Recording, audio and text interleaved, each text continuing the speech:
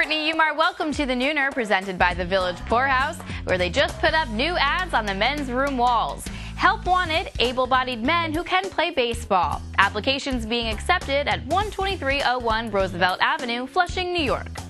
Yes, the injury news for the Amazons keeps getting worse and worse. Yesterday, the team announced that Mr. Met had an MRI on his bloated head. It turns out his head is not just blown up to entertain the kiddies, he's actually had gout all these years. So the team put him on the 50-year DL retroactive to 1962 and called up Buster the Bison from AAA Buffalo to take his place on the 40-man roster. Also joining the wounded yesterday was team RBI leader Carlos Beltran. He was put on the DL because of a bone bruise that has gotten bigger, and now Jose Reyes can introduce the core of the Mets All-Star DL team as, "Hey, I'm Jose, this is Carlos, and this is my other brother Carlos." An MRI showed that Beltran's bone bruise has grown to twice the size it was the last time the Mets checked it out because of a situation Omar Minaya described as bone on bone.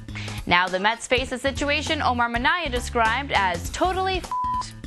Regardless, the Omir Santos All-Stars beat the Cardinals last night 6-4 thanks to a strong effort from Tim Redding, 4 hits from Santos, 3 hits from Luis Castillo, 2 RBIs from Alex Cora, and 1 manager who still can't believe he filled out his lineup card with those names on it. Here's some other roster moves the Mets made. They called up Elmer Descens and Pat Mish. Who? They recalled Fernando Martinez. Hey kid, good to see you again.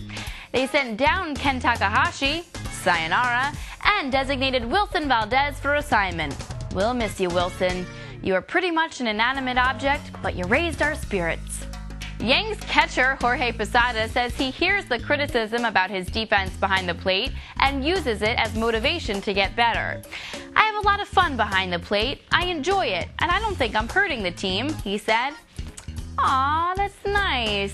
He's having fun. Opposing base runners are having fun too. Good times, unless you're pitching for the Yankees. Derek Jeter defended his longtime teammate and fellow terrible defender deserving of mockery. "Everybody's going to be criticized at some point. I don't care who you are," said the Yankee captain, adding, "Unless you're Derek Jeter Incorporated, making the media his bitch since 1995.